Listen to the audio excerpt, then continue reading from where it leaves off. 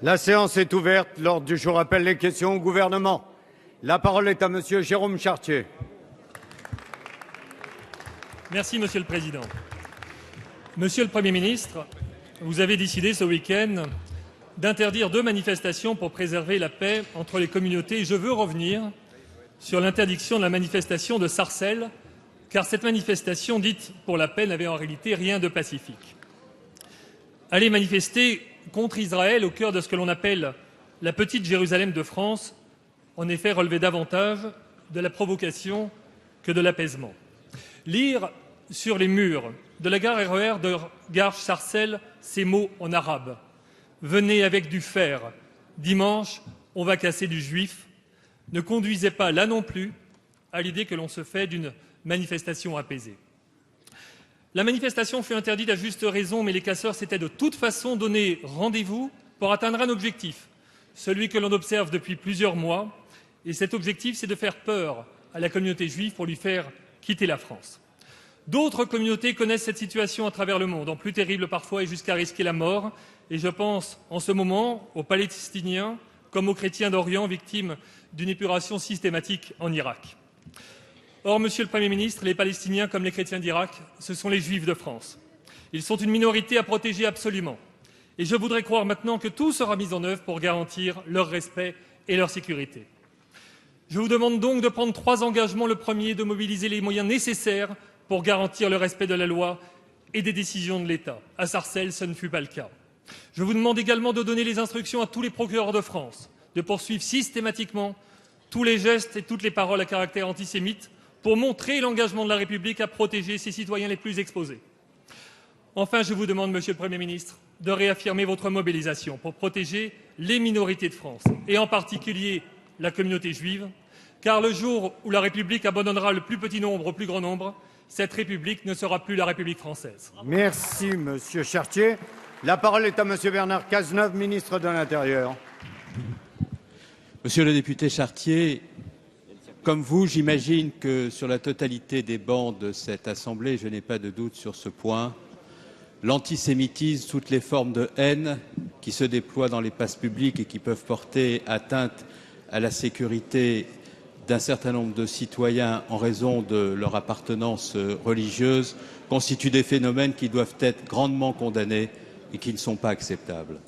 Vous souhaitez que les lieux de culte soient protégés, mais monsieur le député Chartier, ils le sont, et ils l'ont été à Sarcelles, car les forces de police étaient présentes dans cette ville pour assurer que les synagogues ne seraient pas attaquées par des manifestants qui, comme vous l'avez dit à l'instant très justement, étaient des manifestations prêtes à perpétrer des actes antisémites et qui les ont d'ailleurs perpétrés lorsqu'ils se sont attaqués à une épicerie parce qu'elle était tenue par un juif et qui ont tenté, sans y parvenir, de jeter des cocktails Molotov sur des synagogues. Nous avons protégé les lieux de culte.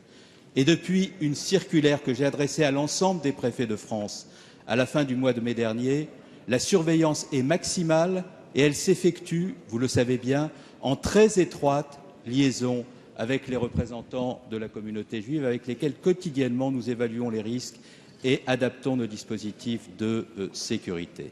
Je veux donc qu'il n'y ait pas de doute sur ce point, qu'on ne laisse pas planer de doute sur ce point. Nous sommes dans la vigilance absolue. Le deuxième point sur lequel je voudrais insister, c'est sur l'interdiction de la manifestation elle-même. Nous n'avons pas interdit une manifestation, la liberté de manifester est la règle. Nous avons interdit des déferlements de haine antisémite dans les rues. Et nous avons eu raison de le faire, car ceux qui ont bravé cette interdiction ont pris la responsabilité de ces actes qui ont été commis. Et j'appelle chacun à la responsabilité dans le contexte pour que nous puissions, face à la tension, ne pas ajouter de la tension à la tension et, dans la responsabilité la plus grande, faire en sorte que toutes les communautés soient respectées. La parole est à Monsieur Bruno Le Roux. Monsieur le Premier ministre, l'escalade mortifère qui s'empare du Proche-Orient depuis plusieurs semaines provoque à juste raison une mobilisation internationale de grande ampleur. Mobilisation diplomatique d'abord pour faire sortir de l'impasse, bien entendu, un processus de paix qui menace la sécurité de la région et conduit 2 peuples à se tourner le dos. Mobilisation humanitaire pour venir en aide aux victimes civiles placées au milieu de la confrontation entre Israël et le Hamas. La France y prend toute sa part notre majorité souhaite prendre toute la sienne. Droit à la sécurité pour Israël, refus de la colonisation dans les territoires occupés, soutien à la construction d'un État palestinien, deux peuples vivant côte à côte et en paix, la position de la France est constante sur ce dossier. Chacun a le droit d'avoir une autre position que celle de notre diplomatie et de manifester pour faire valoir cette opinion. Simplement, comme ce week-end à Paris et à Sarcelles, lorsqu'elles engendrent la haine de l'autre, lorsqu'elles provoquent des violences tournées vers d'autres citoyens français en raison de leur origine ou de leur religion, lorsqu'elles font ressurgir les fantômes des années 30 et la haine du juif, alors les manifestations doivent être interdites et les comportements antirépublicains sanctionnés. Monsieur le Premier ministre, si une large majorité de ceux qui veulent manifester le font pacifiquement, nul ne peut fermer les yeux sur la gravité des propos et des actes de ces derniers jours. La fraternité est au cœur du projet français. Nous ne laisserons pas les extrémistes profiter des conflits extérieurs pour combattre la République. Au contraire, nous croyons que notre diversité, nous croyons avec fierté que cette diversité peut même être un exemple et un rempart contre la violence quand on la regarde venant d'ailleurs et quand on la regarde dans le monde entier. Alors, Monsieur le Premier ministre, je vous dis que notre position elle est claire. La paix au Proche-Orient, la République en France. La parole est à Monsieur le Premier ministre Manuel Valls.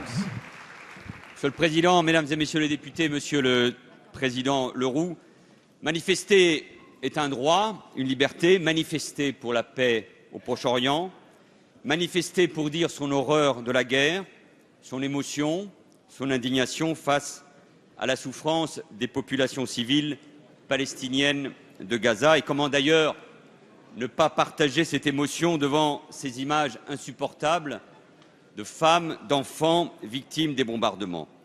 Manifester aussi sa solidarité à l'égard des Israéliens qui vivent la peur au ventre à cause des centaines de roquettes tirées par le Hamas. Manifester pour crier, et le mot est faible, son horreur, son émotion là aussi face aux 170 000 morts en Syrie depuis 3 ans, au sort réservé aux minorités en Syrie, en Irak, au sort réservé, bien sûr, nous ne les oublions pas, aux chrétiens d'Orient. Voilà aussi d'autres occasions de manifester.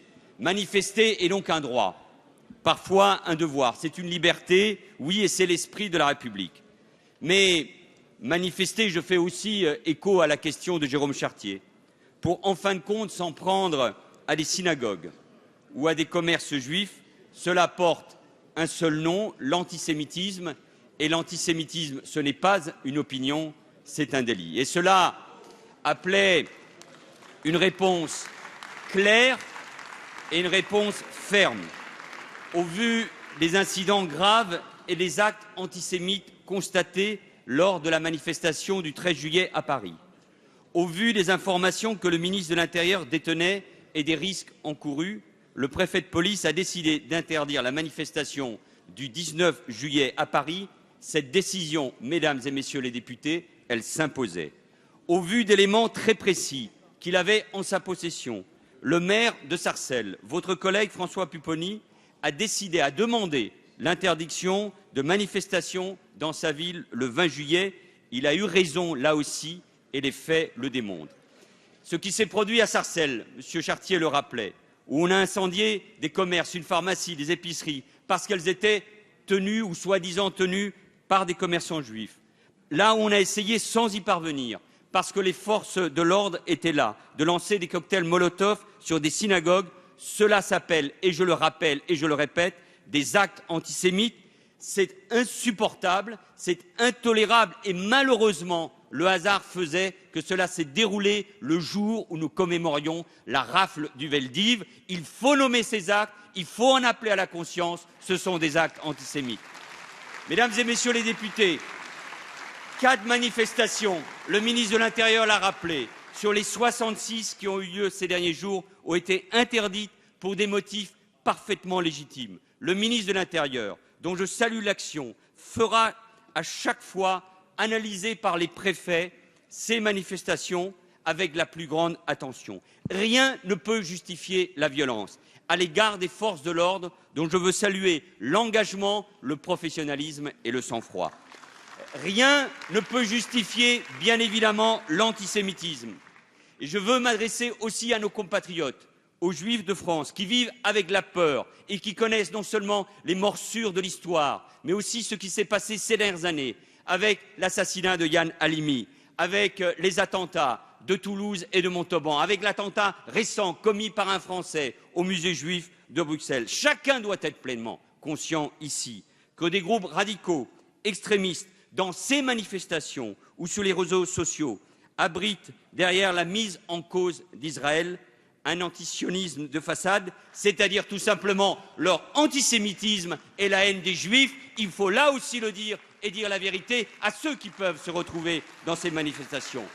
Et je l'ai dit ici même il y a quelques mois, il y a un nouvel antisémitisme qui s'est banalisé et qui mêle cause palestinienne, djihadisme, détestation d'Israël et haine de la France et de nos valeurs. Et ce nouvel antisémitisme reprend tout simplement la thèse ignoble, insupportable de la théorie du complot juif. Ces mots, ces slogans entendus ont fait mal, blessent la République, blessent la France et ils peuvent tuer. Il faut regarder cette vérité en face.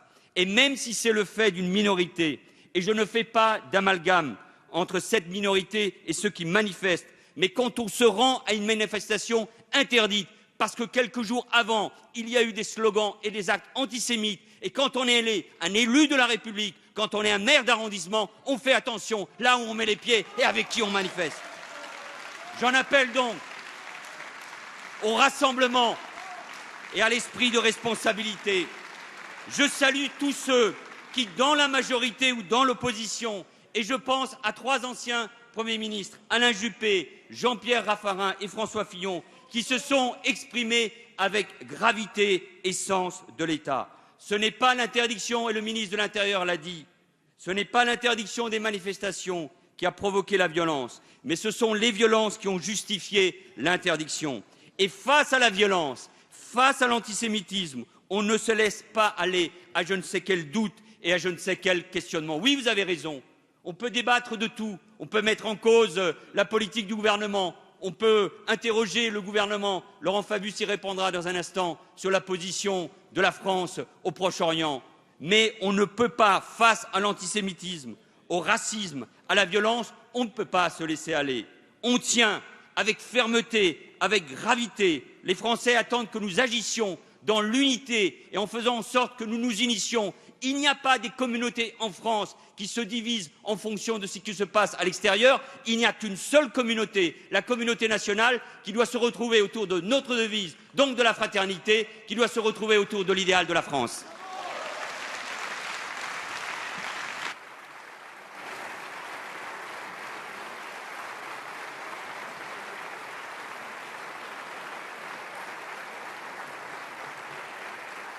Merci, Monsieur le Premier ministre.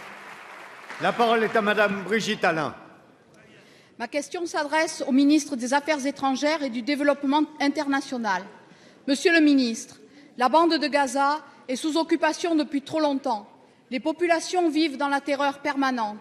Ces dernières semaines, la riposte disproportionnée d'Israël aux tirs de roquettes dirigés par le Hamas ont transformé Gaza en un bain de sang. Des centaines de soldats et de civils morts et blessés, dont de nombreux enfants. Aujourd'hui, le haut-commissaire des Nations unies aux droits de l'homme accuse Israël de possibles crimes de guerre. Nous demandons au gouvernement de rappeler à toutes les parties leurs obligations au regard du droit international. Agir pour obtenir un cessez-le-feu immédiat, condamner le ciblage délibéré des populations civiles et des zones d'habitation dans le respect des accords de Genève, assurer leur sécurité. Enfin, faire aboutir un accord de paix par l'arrêt de la colonisation, le respect des frontières et la reconnaissance par les autorités internationales de 2 États libres et indépendants. Toutes les violations commises dans cette terrible guerre par chacune des parties doivent être condamnées avec fermeté. De même, concernant les actes racistes et antisémites que l'on constate ces derniers jours en France, ne prenons pas le risque de transformer ce conflit politique en un conflit religieux intercommunautaire. Monsieur le ministre, la France saura-t-elle s'engager contre l'engrenage de la violence et des conflits armés sans lendemain? Va-t-elle porter une voix juste et ferme auprès de l'ONU pour le respect des droits internationaux et que les peuples du Moyen-Orient vivent enfin en paix? Merci. La parole est à Monsieur le ministre des Affaires étrangères et du Développement international. Mais Madame la députée, c'est précisément ce que fait la France. J'étais encore il y a quelques jours dans cette partie du monde. J'ai rencontré d'abord le président de l'autorité palestinienne, M. Mahmoud Abbas, qui m'a dit à quel point il appréciait l'attitude de la France et qui m'a demandé d'intervenir, ce que j'ai fait, auprès de ceux qui, dans la région, peuvent essayer de tempérer, si c'est possible, le Hamas. J'ai rencontré ensuite le président égyptien et je lui ai dit que la France était au soutien de la proposition de cessez-le-feu parce que lorsqu'on voit, comme vous le voyez, des dizaines et des dizaines, maintenant des centaines de Palestiniens civils tués et en même temps des militaires israéliens tués, il n'y a qu'une demande à faire qui est cette demande pressante de cessez-le-feu. J'ai rencontré les autorités jordaniennes. Enfin, j'ai rencontré le Premier ministre israélien. Et à tous, j'ai tenu le même langage qui est depuis longtemps celui de la France. D'abord, dans le conflit, le cessez-le-feu immédiat. Et je suis en contact, comme le président de la République, en permanence avec tous les protagonistes. Ensuite, parce que c'est le fond du sujet, aller vers la négociation pour trouver enfin le chemin de la paix. Et il n'y aura pas de paix possible si, d'une part, la sécurité d'Israël n'est pas reconnue et assurée, et si, d'autre part, les droits des Palestiniens ne sont pas respectés. C'est la position traditionnelle de la France et c'est la position qu'aujourd'hui nous continuons à tenir. Et c'est la position que j'ai tenue hier auprès de mes collègues, les ministres des Affaires étrangères européens, et c'est la position qu'a adoptée la France au Conseil de sécurité des Nations Unies. Nous n'avons qu'une seule volonté, le dialogue et la paix. La parole est à Madame Sonia Lagarde. Merci, Monsieur le Président. Ma question s'adresse au Premier ministre. Conformément à l'accord de Nouméa conclu en 1998 par le gouvernement Jospin, le Congrès de Nouvelle-Calédonie issu des dernières élections provinciales décidera de la date à laquelle les Calédoniens se prononceront sur leur avenir. Dans cette perspective, vous avez, Monsieur le Premier ministre, déclaré il y a quelques jours que vous entendiez faire de la Nouvelle-Calédonie une priorité. Vous avez ainsi confié à Alain Krichnart et François Merle une mission d'écoute et d'analyse qui devrait les amener prochainement à rencontrer la société civile ainsi que les responsables politiques calédoniens. Si la ministre des Outre-mer a confirmé il y a quelques jours la venue de cette mission, nous avons en même temps appris avec stupéfaction la décision officielle du haut-commissaire de démissionner. La Nouvelle-Calédonie le regrette, alors que nous avions trouvé chez Jean-Jacques Brault un grand serviteur de l'État, un défenseur vigilant des intérêts de la France et de la Calédonie. Si une large majorité de Calédoniens, toutes communautés confondues, souhaitent rester au sein de la République, c'est à eux seuls et à eux seuls de décider le moment venu. Vous savez combien le dossier calédonien est sensible, complexe et les équilibres très fragiles. L'État, en tant que partenaire de l'accord, aura un rôle déterminant dans ce processus. C'est pourquoi, Monsieur le Premier ministre, il importe de répondre aux inquiétudes toutes légitimes des Calédoniens. Aussi, pouvez-vous, devant la représentation nationale, nous détailler la feuille de route de cette mission et la position de l'État concernant cette période décisive pour la Nouvelle-Calédonie? Je vous remercie. Merci Madame Lagarde. La parole est à Monsieur le Premier ministre Manuel Valls. Madame la députée Sonia Lagarde, il y a un peu plus de 25 ans, deux hommes issus de deux familles que tout opposait ont pris un risque inouï, celui de faire la paix. La poignée de main historique entre Jacques Lafleur et Jean-Marie Djibaou a mené la Nouvelle-Calédonie sur un chemin audacieux, celui d'un accord institutionnel construisant un avenir commun. Vous l'avez rappelé, Madame la députée, sous l'autorité du Président de la République, le gouvernement fait de la Nouvelle-Calédonie une priorité. Et c'est pourquoi j'ai confié à 2 personnalités d'expérience qui connaissent bien la Nouvelle-Calédonie d'effectuer une mission d'écoute et d'analyse. Jean-François Merle a œuvré pour la réalisation des accords de Matignon. Alain Chrisnart a joué un rôle essentiel dans l'accord de Nouméa. L'un et l'autre ont en mémoire l'esprit des accords, cette œuvre de réconciliation exemplaire. Cette mission n'est pas une mission du dialogue comme en 1988. Nous ne sommes heureusement plus au lendemain d'Ouvéa. Il ne s'agit pas non plus d'une mission de négociation comme celle qui, en 1998, avait permis la conclusion de l'accord de Nouméa. Le contexte et le cadre juridique sont là bien sûr différents. Il s'agit tout simplement d'une mission d'écoute des partenaires locaux et de conseil au gouvernement. L'État, en effet, doit se préparer pour jouer pleinement son rôle de partenaire. Et chacun sait bien que la consultation prévue par l'accord de Nouméa a besoin d'être préparée et travaillée pour le moment venu. Nos compatriotes de Nouvelle-Calédonie puissent choisir leur avenir librement et en toute connaissance de cause. Cette mission n'a pas vocation à se substituer ni aux autorités politiques, ni aux autorités administratives. Et le nouveau haut-commissaire, Vincent Bouvier, qui connaît bien les dossiers de la Nouvelle-Calédonie, assurera, soyez rassurés, la continuité de l'État. Et je regrette d'ailleurs qu'on cherche à semer le doute sur notre volonté. Il ne peut pas y avoir d'ambiguïté sur la politique conduite par le gouvernement. La ministre l'a encore rappelé il y a quelques jours en Nouvelle-Calédonie. Elle s'inscrit dans le chemin tracé par l'accord de Nouméa, qui, je le rappelle, a valeur constitutionnelle. C'est précisément ce chemin que nous commençons à tracer à l'occasion du prochain comité des signataires. C'est pour préparer ce rendez-vous important que la ministre des Outre-mer s'est rendue en Nouvelle-Calédonie. Et je souhaite que le prochain comité des signataires, qui pourra se réunir en septembre ou en octobre 2014, avant le déplacement du Président de la République en Nouvelle-Calédonie, prépare sereinement, avec vous, avec l'ensemble des élus, l'avenir de la Nouvelle-Calédonie. Merci. La parole est à Monsieur Carlos da Silva. Merci, Monsieur le Président. Mesdames et Messieurs les députés, ma question s'adresse à Monsieur le ministre de l'Intérieur. J'y associe mes collègues Florent Boudier, Sébastien Denaja et Hugues Fourage. Monsieur le ministre, l'Assemblée nationale a débattu longuement du projet de loi de délimitation des régions. Nous allons dans quelques instants nous prononcer sur son adoption. C'est un texte important pour nos concitoyens, nos associations et nos entreprises. Il s'inscrit dans une réforme territoriale de grande ampleur, attendue depuis trop longtemps par les Français. C'est un acte fondateur pour la modernisation de notre pays. Les objectifs énoncés par le Président de la République sont connus. Clarifier les compétences des collectivités, rendre l'action publique territoriale plus lisible et plus efficace. Il s'appuie sur cette nouvelle carte des régions de France, sur des métropoles fortes et sur des intercommunalités plus cohérentes. Notre pays aura moins de collectivités, mais elles seront renforcées, capables d'assurer le développement, la création d'emplois, de mieux accompagner la structure de tous nos territoires, qu'ils soient urbains ou ruraux. Cette nouvelle carte des régions n'est ni une carte de gauche, ni une carte de droite, mais une carte qui s'appuie sur l'histoire et qui est tournée vers notre avenir. Une carte pour tous les Français. Nous changeons le visage de notre nation pour des décennies.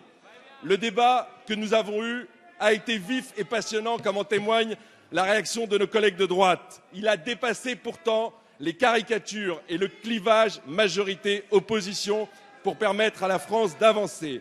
Les députés veulent que cette réforme réussisse. Monsieur le ministre, il reste une question pour que cette réforme soit une grande réforme, utile à tout le pays et utile à tous les Français. Non-cumul des mandats, nouvelle carte régionale, parité aux élections départementales, nous avons fait le choix d'une rénovation puissante de notre vie publique. Pouvez-vous nous dire, Monsieur le ministre, comment l'État, à son tour, à travers ses services déconcentrés, compte lui aussi... La parole est à Monsieur le ministre de l'Intérieur, Bernard Cazeneuve. Monsieur le député da Silva, merci pour votre question. Merci également pour la contribution déterminante qui a été la vôtre comme rapporteur à la réussite des débats qui se sont déroulés en fin de semaine dernière dans cet hémicycle. Je voudrais d'abord saluer l'ensemble des parlementaires sur tous les bancs qui, pour ceux qui ont été présents, ont fait un travail législatif important avec un esprit constructif qui permet, au terme de ces débats, d'avoir une carte certes différente de celle qu'avait proposée le gouvernement, mais qui tenait compte, parce que nous avons voulu que ce texte soit produit avec l'Assemblée nationale dans toutes ses composantes, qui permet d'arriver à un équilibre qui est un équilibre positif. Bien entendu, il reste encore du travail à faire, il y aura d'autres sujets sur lesquels il sera possible de revenir, mais l'idée de faire de grandes régions qui puissent compter en Europe et donner à nos territoires des atouts pour investir dans ces filières d'excellence et faire les investissements de compétitivité dont il a besoin, cet objectif-là pourra, au terme du vote de cette loi, être atteint. Il y a également la volonté de renforcer l'intercommunalité, de clarifier les compétences. Madame Lebranchu et le ministre Valigny auront à présenter un texte de clarification des compétences. Et puis il y a, vous l'avez dit, monsieur le rapporteur, monsieur le député, la question de l'administration déconcentrée de l'État. Elle doit être modernisée. Il s'agit de faire en sorte qu'il y ait plus et davantage et mieux de services publics dans les territoires. C'est la raison pour laquelle, à la demande du Premier ministre et du Président de la République, avec le ministre Thierry Mandon, nous travaillons à la modernisation de l'administration déconcentrée de l'État en renforçant l'administration déconcentrée de l'État, notamment au plan départemental, pour faire en sorte que les services publics soient plus forts, qu'ils répondent davantage aux aspirations des collectivités territoriales, puissent mieux travailler avec ces collectivités et surtout permettre d'éviter un risque qui est une inquiétude dans les territoires, le risque de la relégation, notamment des territoires ruraux qui ont besoin de services publics forts pour pouvoir porter leurs projets. Merci. La parole est à monsieur Gérald Darmanin.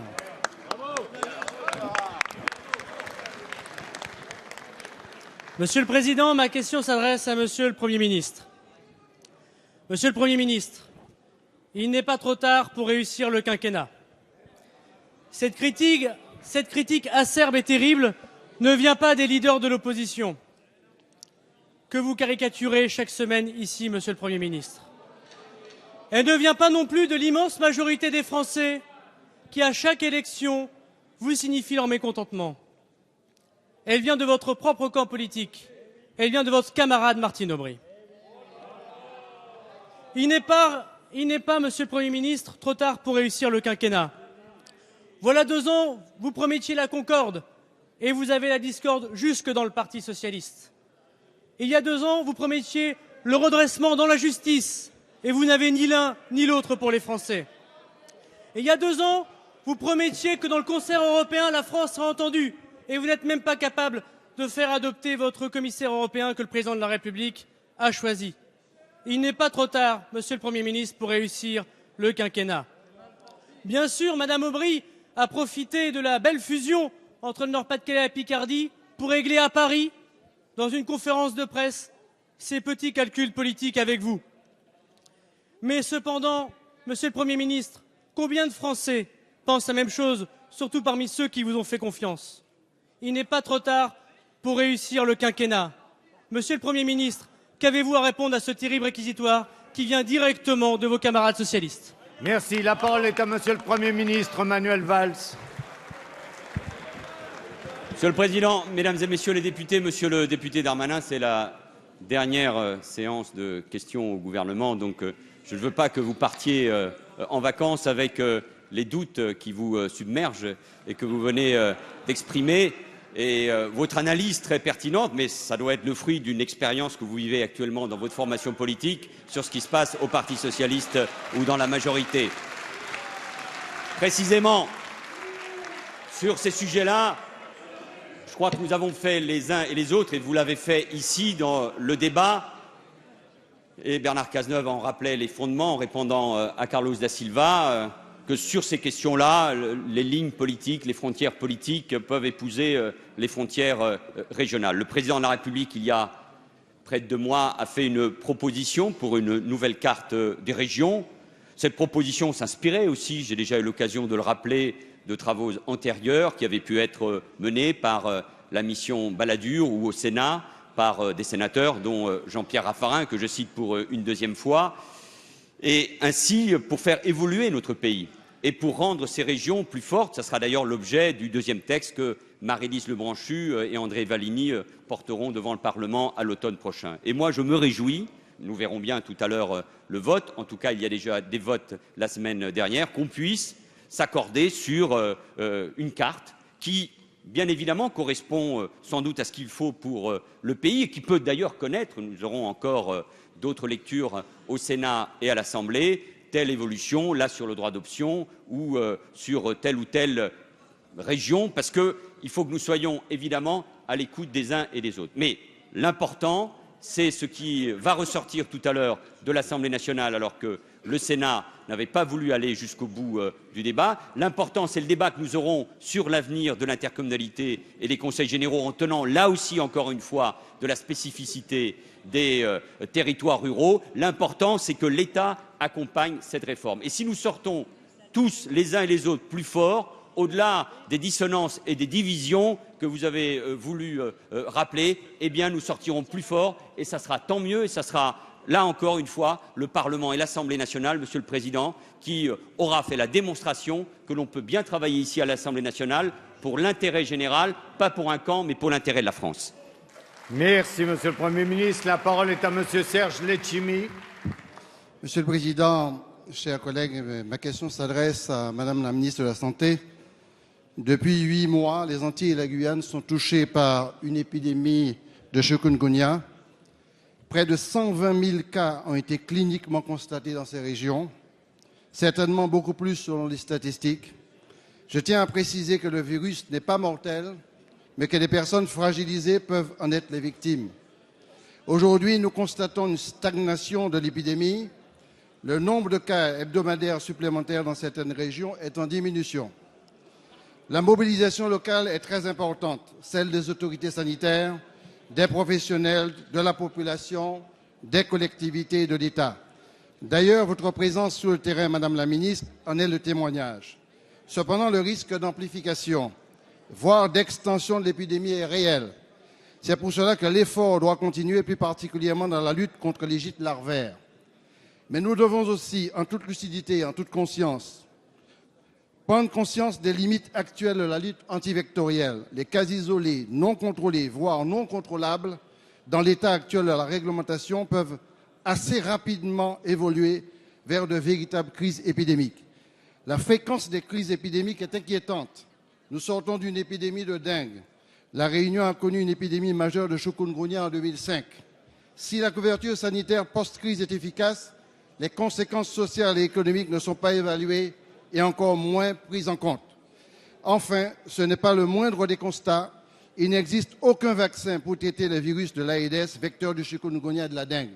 Alors, Madame la Ministre, comment comptez-vous améliorer sur place et en amont la lutte antivectorielle?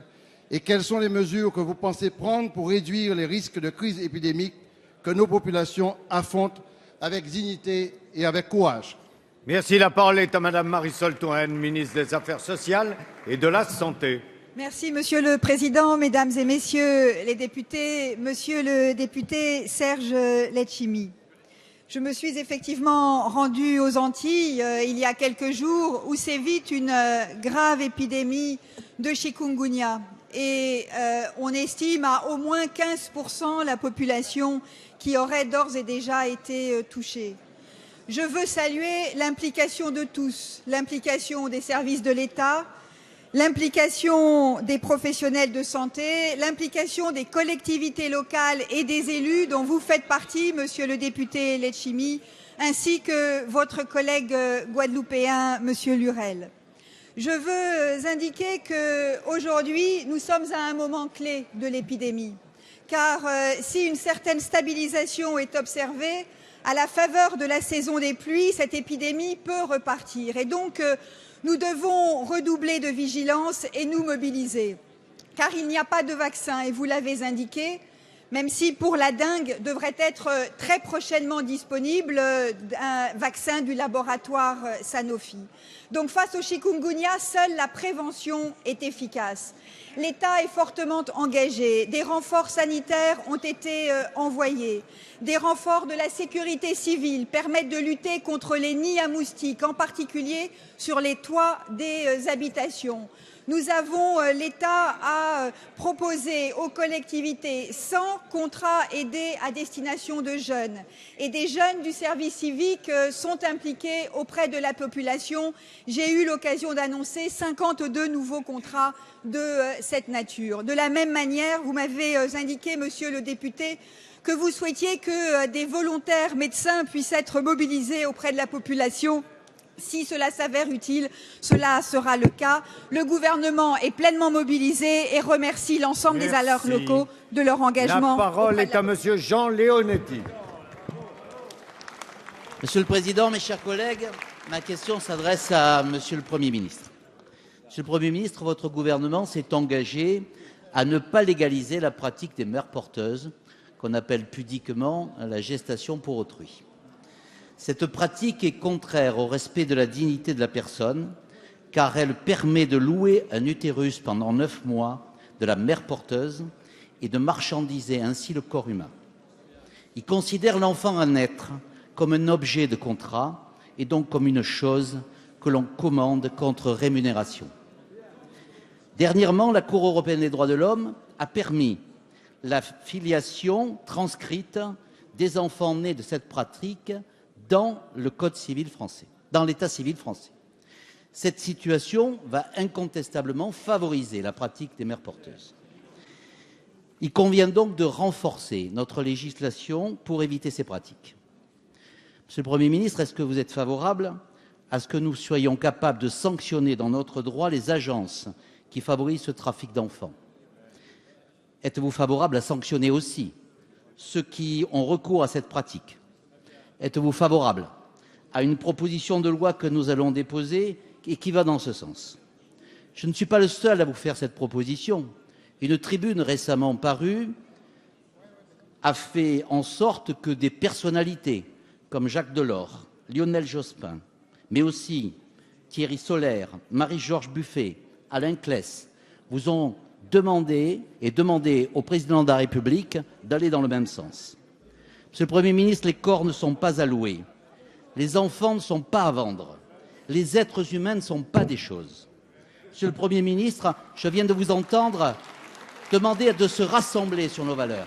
Voilà une bonne occasion pour l'ensemble de l'Assemblée nationale et du gouvernement de se rassembler sur des valeurs communes, la dignité de la personne humaine. La parole est à madame Christiane Taubira, garde des Sceaux, ministre de la Justice.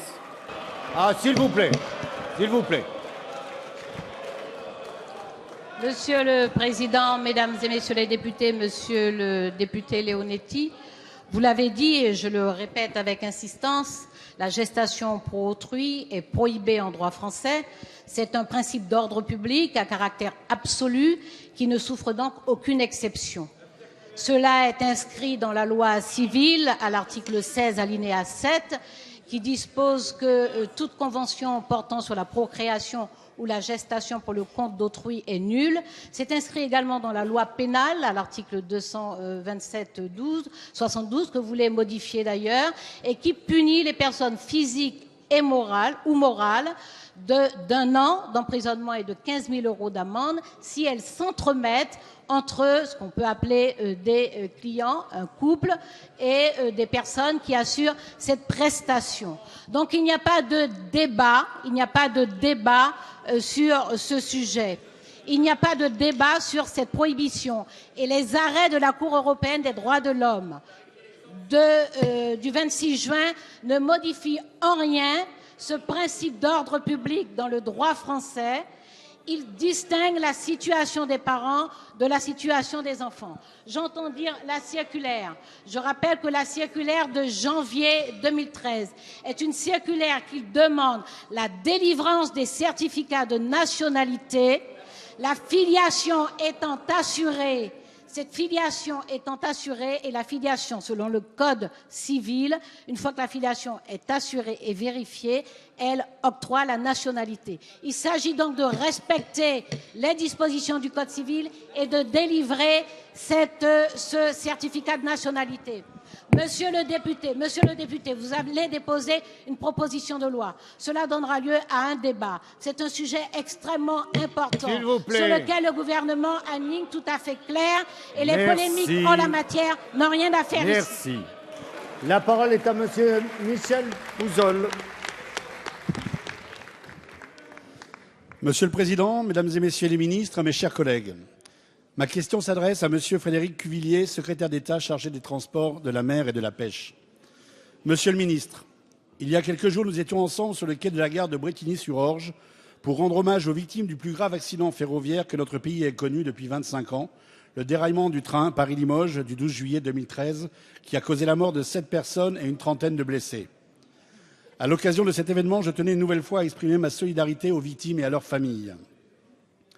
Il y a un an, le président de la République et le Premier ministre, venus sur place, avaient promis que toute la lumière serait faite sur les causes de cette catastrophe. Un premier rapport d'experts, commandé par le procureur de la République d'Evry, a été rendu public il y a quelques jours. Il met en lumière des négligences graves à la fois dans l'entretien et la maintenance des voies, mais aussi dans les procédures mises en place pour contrôler l'état de celles-ci. S'il faut être prudent quant aux conclusions de ce rapport et en attente de ceux à venir, et s'il faut rappeler que le réseau ferré de France est l'un des plus sûrs du monde, l'accident récent de Pau impliquant un TGV et un train régional et causant une quarantaine de blessés, dont 4 graves, est venu rappeler que la bataille pour la sécurité n'était jamais gagnée. Le choix stratégique du tout TGV au détriment des réseaux locaux et notamment du réseau francilien, le sous-investissement en matière d'entretien des voies sur ces réseaux ont été dénoncés depuis de nombreuses années par les associations d'usagers et par les élus locaux. Personne ne peut admettre que la sécurité des usagers soit remise en cause pour des raisons de stratégie financière. Nous avons récemment voté la réforme ferroviaire que vous avez présentée. Nous pouvons nous féliciter de la réunion sous une direction commune de la SNCF et de Réseau ferré de France qui devrait permettre une meilleure coordination des actions menées sur l'ensemble du réseau.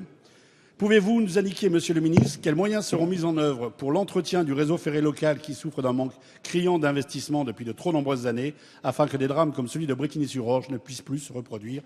Merci. La parole est à Monsieur Frédéric Cuvillier, secrétaire d'État, chargé des transports, de la mer et de la pêche. Merci, Monsieur le Président. Monsieur le député Michel Poujol, oui, nous étions ensemble. C'était le 12 juillet dernier. Nous commémorions les victimes de Brétigny. Cela s'est fait avec beaucoup de dignité, de recueillement. Je vous remercie, ainsi que tous les élus, d'avoir été présents aux côtés des familles, de leurs amis, de leurs proches. Il y a quelques jours, c'était à Danguin, où 30 blessés, 2 graves, 250 personnes impliquées étaient victimes d'un nouveau drame du ferroviaire. La France des transports connaît des heures sombres, douloureuses, et même si l'on ne saurait mettre de lien ou de corrélation entre les drames et les accidents, je pense être aussi l'interprète de la représentation nationale, bien sûr du gouvernement, Monsieur le Premier ministre, pour nous adresser à toutes les victimes et notamment celles du récent accident routier du minibus à Courterange. Nous y étions avec Monsieur le ministre de l'Intérieur. Nous étions accompagnés du député-maire François Baroin. Et les images que nous avons vues sont au centre de drame. Nous souhaitons adresser, là encore, tout comme aux familles et aux proches des victimes de l'accident dont je viens avoir connaissance, qui implique à nouveau une jeune adolescente, 4 membres de sa famille à Saint-Lô-de-Provence. Toute notre solidarité, notre compassion et l'expression de nos sentiments les plus attristés. Nous devons en effet assurer à la France, qu'elle soit ferroviaire, qu'elle soit routière, maritime, toutes les conditions de sécurité. Je répondrai en détail à votre question sur les mesures prises en compte sur le ferroviaire. Mais je pense que, compte tenu de l'accumulation de ces drames, il était important que nous puissions avoir ce recueillement. Dominique Bussereau. Monsieur le Premier ministre, après Madame le député maire de Nouméa, je souhaiterais vous interroger sur l'avenir de la Nouvelle-Calédonie que, pour notre part, nous souhaitons ardemment, naturellement, dans la République française. Il s'est produit un événement rare, qui s'est déjà produit, mais rare, la démission du haut-commissaire Jean-Jacques Brottes pendant la visite de Madame le ministre des Outre-mer. C'est un homme que beaucoup dans cet hémicycle connaissent. C'est un grand serviteur de l'État, sans concession, déterminé et républicain. Cette démission survient à un moment contrasté de la situation de la Nouvelle-Calédonie, une Nouvelle-Calédonie où le résultat des élections provinciales du printemps a été équilibré, mais où la situation économique reste moyenne, même si le nickel est dans une meilleure situation. Nous avons fait une mission de la Commission des lois au mois de septembre avec Jean-Jacques Urvoas et d'autres collègues, René Dosière, où nous avons compris les uns les autres qu'il y avait un espoir d'une solution consensuelle. Solution consensuelle qui pourrait aboutir à un référendum qui ne soit pas un référendum couperet, divisant les uns contre les autres. Aussi voudrais-je vous poser 3 questions. Premièrement, pourquoi ce départ brutal du haut-commissaire de la Nouvelle-Calédonie? On parle d'un différend avec votre gouvernement sur le corps électoral référendaire.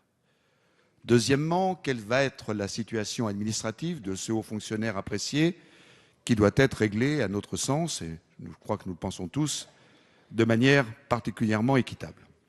Et enfin, un reproche, Monsieur le Premier ministre, sur la mission Chrisnard, Merle.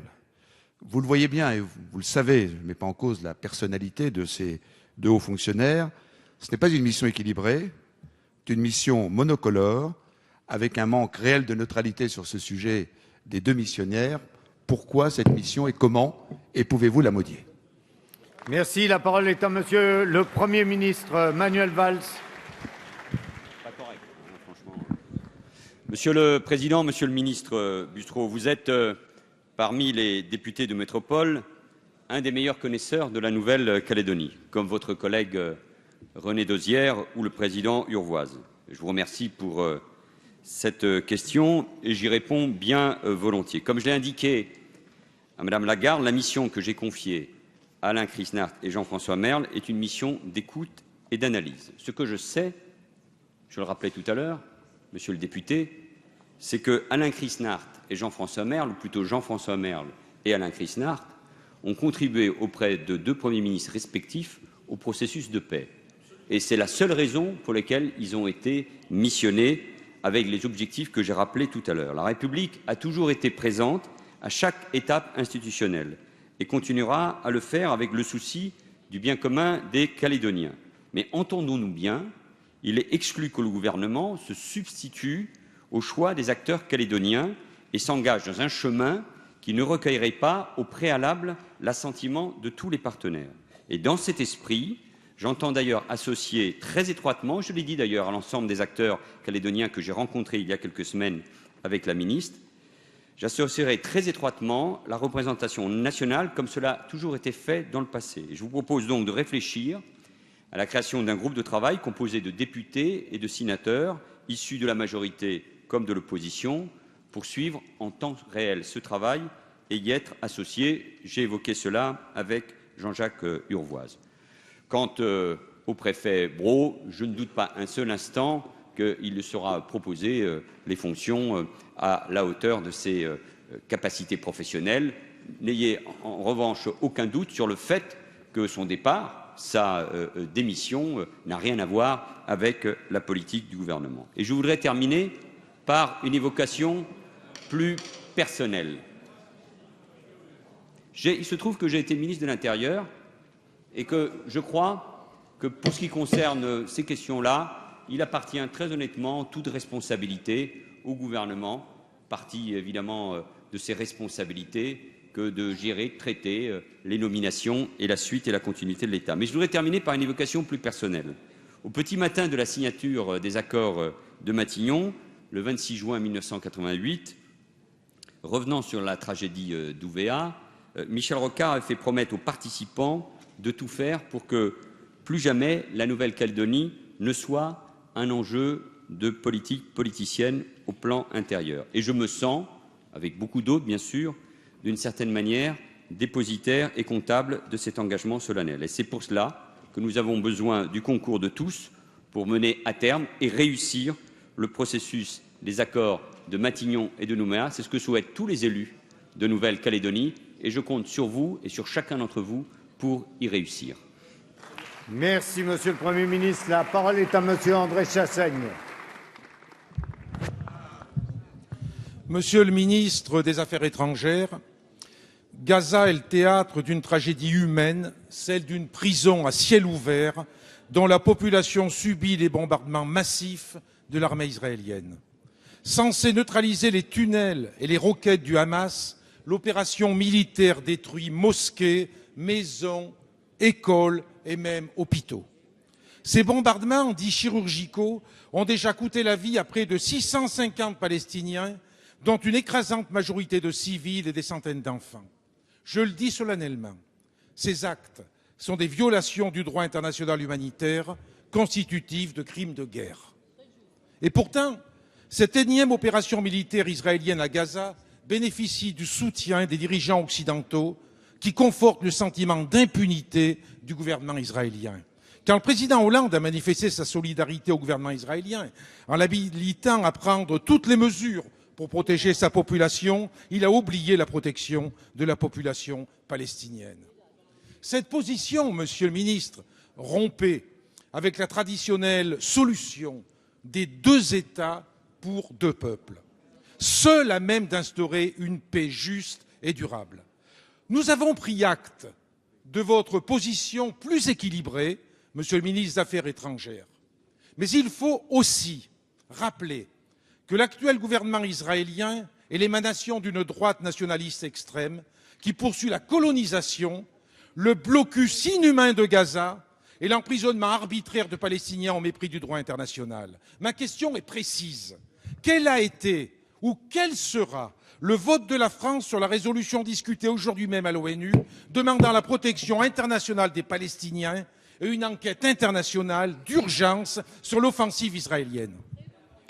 La parole est à Monsieur le ministre des Affaires étrangères et du Développement international. Monsieur le Président Chassaigne, je connais votre sensibilité sur ces questions et croyez que, en ce qui concerne les atteintes extrêmement graves concernant les Palestiniens, beaucoup, peut-être même tous ici, partagent cette indignation. Cela dit, il faut en même temps regarder l'ensemble de la question. Le président de la République, et le gouvernement est parfaitement en accord avec le président de la République, a rappelé un fait que je pense qu'il ne faut pas contester, à savoir que tout État a droit à sa sécurité. Cela ne lui permet pas de faire n'importe quoi. Mais le fait que des roquettes soient envoyées sur Israël par l'organisation du Hamas n'est pas quelque chose d'acceptable en droit international et dans les faits. Cela n'autorise pas, de l'autre côté, Israël à pratiquer d'une façon qualifiée de disproportionnée. Et donc, voilà la position du gouvernement. Il n'y a pas sur ce point, Monsieur le Président Chassaigne, de rupture avec ce que vous avez appelé, et qui est juste, la tradition de la position française. Je me rappelle en particulier que l'an dernier, nous avions été de ceux qui avaient permis que soit voté à l'ONU le statut pour la Palestine d'observateur non membre. Et en ce qui concerne la question précise que vous avez posée, nous nous situerons exactement dans la ligne de la tradition française. Lorsque la question avait été posée à Genève, la France s'était abstenue. Il en sera de même en ce qui concerne le vote qui interviendra cet après-midi. La parole est à Madame Valérie Boyer. Monsieur le ministre, j'associe à ma question les membres du groupe d'études sur les chrétiens d'Orient. En effet, les persécutions des chrétiens d'Orient se poursuivent en Irak comme en Syrie et s'amplifient de façon alarmante. Il y a quelques semaines, les chrétiens présents depuis 2000 ans à Mossoul en particulier se sont vus lancer un ultimatum par de nouveaux occupants djihadistes. Se convertir à l'islam, s'acquitter d'un impôt spécial pour les non-musulmans, fuir, tout abandonner ou bien rester exécutés par le glaive. Depuis, la quasi-totalité des chrétiens a fui pour échapper aux persécutions. Nous sommes choqués de voir apposer une lettre désignant comme nazaréens qui marque d'un sceau ces populations, comme d'autres temps, des populations étaient marquées de l'étoile jaune. Se déroulent des scènes de saccage des églises, des scènes d'exode à pied, où ils sont pillés, rançonnés, humiliés, qui nous rappellent l'horreur du génocide arménien. 100 ans après 1915, l'histoire bégaie, c'est dramatique. Silence, on tue. Aujourd'hui, les chrétiens d'Orient sont en danger de mort, et nous sommes les témoins silencieux de ce massacre annoncé. L'Évangile, selon saint Luc, disait « S'ils se taisent, les pierres crieront, mais il sera trop tard. Demain, qui parlera l'araméen? Qui parlera la langue du Christ ?» Ban Ki-moon, secrétaire général de l'ONU, a déjà affirmé que ces actions intentées contre les chrétiens pouvaient être considérées comme un crime contre l'humanité. Mais nous assistons à un véritable génocide.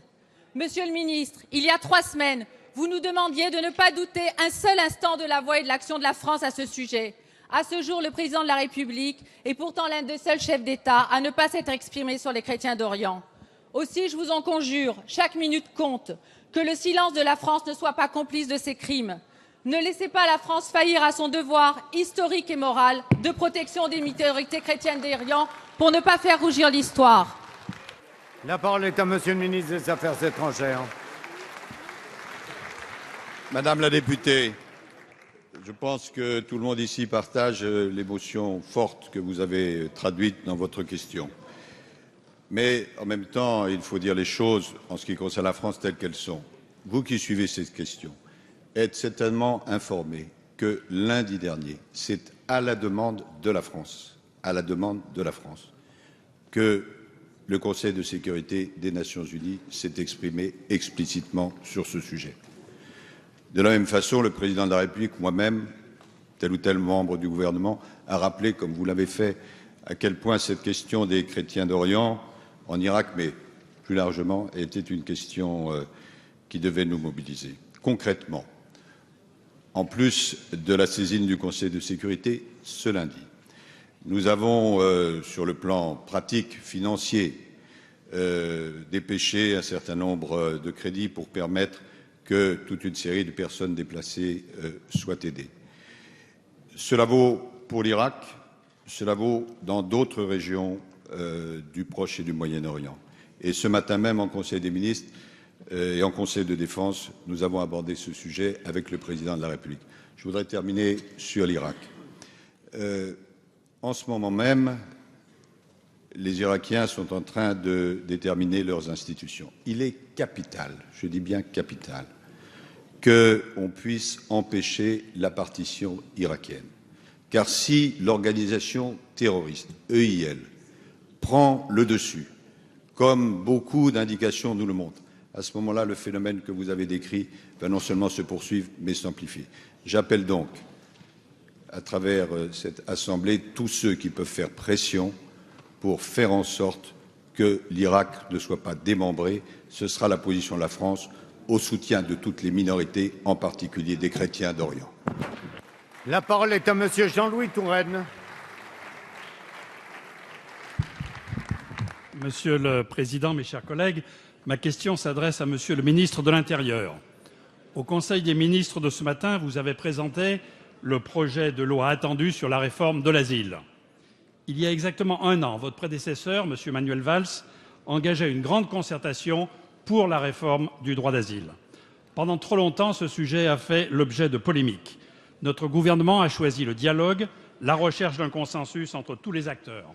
Pour la première fois, se sont retrouvés autour de la table les représentants des administrations, l'ensemble des associations dont je veux ici saluer le travail et l'engagement remarquable, mais aussi les représentants des élus locaux, en particulier des conseillers généraux et des maires. Ceux-ci doivent faire face dans leur ville, dans leur agglomération, à diverses difficultés et à l'insuffisance des places d'hébergement quand les demandeurs arrivent toujours plus nombreux.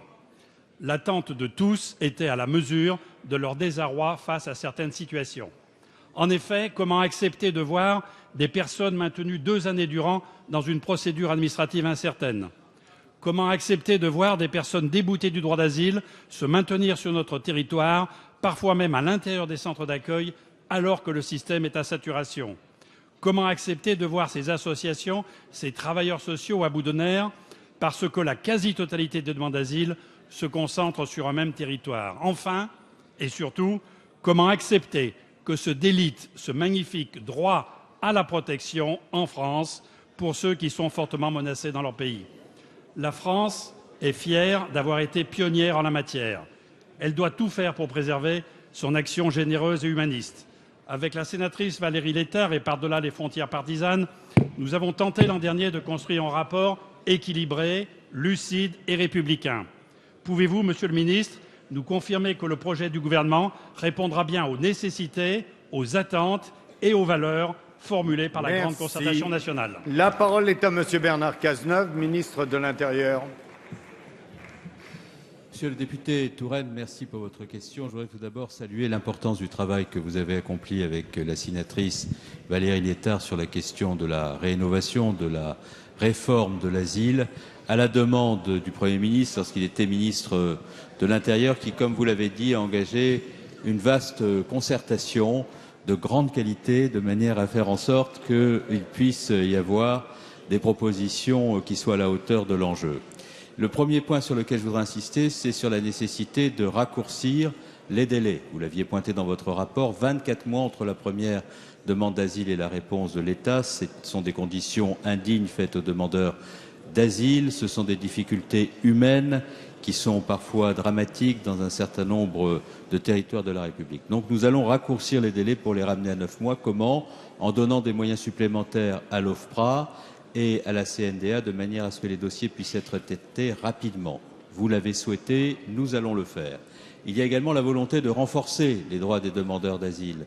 Et pour les procédures accélérées, nous souhaitons qu'il puisse y avoir des recours qui soient suspensifs lorsqu'ils contestent les démarches qui sont accomplies par l'administration française. Ce sera possible. Troisièmement, nous devons améliorer considérablement les conditions d'accueil. Manuel Valls, lorsqu'il était ministre de l'Intérieur, a lancé un plan d'augmentation de places dans les CADA, 4000 places. Nous allons poursuivre, intensifier cela, de manière à améliorer les conditions d'accueil. Et enfin, lorsque les demandeurs d'asile ne relèvent pas du droit d'asile, il faut qu'ils puissent retourner dans leur pays d'origine. Il faut par conséquent à ce moment-là que nous le fassions de façon humaine. C'est la raison pour laquelle nous substituerons à la rétention l'assignation à domicile, qui permettra d'être à la fois plus efficace et plus humain dans le traitement des demandeurs d'asile. Merci, Monsieur le Ministre. La parole est à Monsieur Joël Giraud. Merci, Monsieur le Président. Ma question s'adresse au ministre de l'Intérieur. En réponse à la question que je posais ici même au mois de mai dernier, le gouvernement a annoncé sa volonté, que vient de rappeler le Premier ministre, de renforcer l'intercommunalité dans le cadre de la réforme dont vous avez la charge. Je réitère aujourd'hui les principes qui ne doivent cesser de nous guider. Veiller à ne pas rompre le fil de la démocratie de proximité, respecter l'histoire des territoires et leur bassin de vie, trouver des échelles d'intercommunalité cohérentes qui soient des intercommunalités d'adhésion forte et de projet, sans quoi elles ne pourront prendre en charge les compétences qui leur seront dévolues. Je m'inquiète à ce titre des conséquences de la décision du Conseil constitutionnel du 20 juin 2014, lequel, suite à une question prioritaire de constitutionnalité, a réaffirmé que seul le principe de population doit être pris en compte dans la gouvernance des conseils communautaires et a censuré le principe des accords locaux autorisés par la loi de mai 2013, accords qui ont été utilisés par 75% des intercommunalités françaises. Si l'on peut comprendre la philosophie qui sous-tend cette décision, on ne peut nier les réalités des territoires compte tenu de l'extrême diversité de la taille des communes. La répartition strictement proportionnelle est en réalité très difficile à atteindre. Elle tend aussi à gommer le caractère fédérateur, voire fédéral de l'intercommunalité et le fait qu'il s'agit d'un scrutin indirect. Or, de toutes petites communes jouent parfois un rôle déterminant pour tout un bassin. Ainsi en est-il des communes touristiques. Comment envisager la compétence économie d'une intercommunalité avec la participation réduite d'élus issus d'une petite commune stratégique comme une station de ski qui peut rapporter 50% des recettes fiscales à l'intercommunalité dont elle fait partie? Pour favoriser les regroupements de communes et d'intercommunalités autour de projets de territoire, il est impossible de le faire sans cette idée d'accord dont le terme même montre bien combien les élus et les communes sont capables de s'entendre autour d'un projet commun de gouvernance. Ma question, Monsieur le Ministre, est donc la suivante. Comment inciter de manière pragmatique au regroupement des intercommunalités en redessinant une marge d'accords locaux sur la gouvernance des conseils communautaires ou d'agglomération dans le prochain texte de loi sur la décentralisation? Il y va de l'avenir de l'intercommunalité dans ce pays. Merci. La parole est à Monsieur Bernard Cazeneuve, ministre de l'Intérieur. Bien, Monsieur le député, merci pour votre question précise qui n'appelle aucun droit à l'improvisation et je vais essayer d'être précis dans la réponse.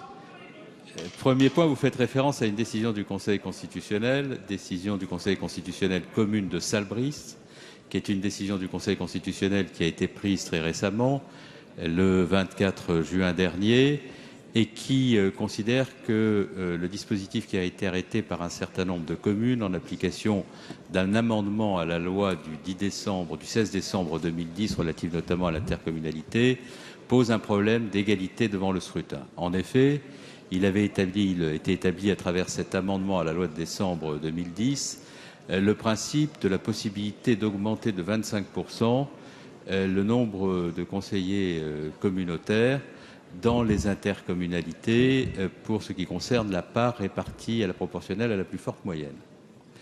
Le Conseil constitutionnel, dans cette décision, a considéré que les accommodements qui étaient intervenus entre les communes statuant à la majorité qualifiée dans le cadre de l'application de cette loi n'étaient pas conformes à la Constitution. Fort heureusement, cette décision du Conseil constitutionnel ne remet pas en cause les élections de 2014, mais elle implique cette décision que nous adaptions. Nous allons donc prendre des dispositions à destination des préfets, leur indiquant comment, dans la conformité aux décisions du Conseil constitutionnel, engager la discussion pour pouvoir corriger les choses, mais il faudra une disposition législative. Et nous proposons que cette disposition législative, si Madame la ministre Branchu en est d'accord, puisse être prise dans le cadre de la loi NOTRe qu'elle présentera et qui permettra ainsi de répondre à votre préoccupation dans la conformité aux règles de droit constitutionnel. Merci, Monsieur le Ministre. La parole est à Monsieur Jean-Pierre Decool. Monsieur le Président, mes chers collègues, ma question s'adresse à Monsieur le Premier ministre. Depuis le début de l'année, chaque fin de mois apporte son lot de fermetures d'entreprises, de chômeurs supplémentaires, dans une économie sans croissance ni confiance. Notre situation économique contraste avec les autres pays de la zone euro où la croissance repart. Le monde économique ne sait pas où on l'emmène. Les forces vives du pays attendent une vision claire, stable et durable. Les entreprises, notamment les 3 millions de PME, constituent les moteurs de la croissance et de l'emploi. Pourtant, les chefs d'entreprise ont subi depuis 2 ans un matraquage fiscal sans précédent. La situation est grave. Les secteurs de l'immobilier et du bâtiment traversent une crise majeure. Il est impératif de mettre fin à la surréglementation qui tue le travail. Le pacte de responsabilité ne suffira pas à redresser la situation du pays. Les 50 milliards d'économies ne font que limiter l'augmentation des dépenses. Au moment où notre dette atteindra 100% de notre richesse nationale, l'absence de financement des mesures de ce pacte nous fait craindre la dérive de nos déficits. Quant à la réforme territoriale, loin de mettre fin au millefeuille, elle n'opère aucune économie de structure. On sait que les collectivités locales vont souffrir de la baisse des dotations. Si elles ne jugulent pas leurs dépenses de fonctionnement, elles ne pourront plus investir. Pourtant, chacun sait dans cet hémicycle que les entreprises de travaux publics dépendent à 70% de la commande publique. Monsieur le Premier ministre, tant que la confiance ne reviendra pas, les entreprises n'investiront pas et les ménages continueront d'épargner quand ils le peuvent, par peur de l'avenir. L'économie française est entrée dans un cercle vicieux que seul un changement profond des politiques économiques pourra inverser. Pour rompre avec l'improvisation permanente, quelle feuille de route optimiste, réaliste, les entreprises peuvent-elles attendre du gouvernement? Je vous remercie. Merci. La parole est à Monsieur Arnaud Montebourg, ministre de l'économie, du redressement productif et du numérique. Monsieur le député Jean-Pierre Decool, je voudrais tenter de décourager votre pessimisme. Pourquoi? Parce que depuis maintenant 2 années, avec constance, régularité, sous le feu certain de la critique à laquelle malheureusement vous participez, nous tâchons de restaurer les marges des entreprises, leur permettre d'affronter la compétition européenne et mondiale. Nous le faisons d'ailleurs avec un dispositif que vous connaissez bien, qui est entré en vigueur sur le terrain. Déjà 334 000 entreprises pour un montant de 7 milliards d'euros ont bénéficié du crédit d'impôt compétitivité emploi.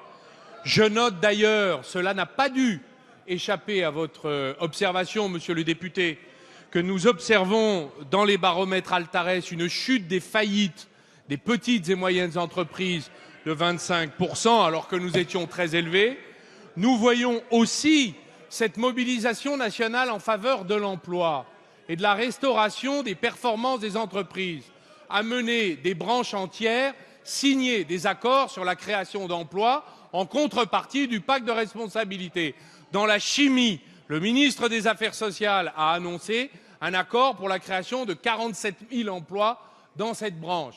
C'est une industrie qui, par ailleurs, est soutenue pas seulement sur le coût du travail, mais aussi le coût de l'énergie, puisque EDF vient de signer avec 27 sociétés industrielles qui utilisent l'énergie en grande quantité, qui concerne une centaine de sites dans 18 régions pour 60 000 emplois dans les secteurs de l'acier, l'aluminium, la chimie, le papier, un tarif sur 25 ans préférentiel pour les électro-intensifs.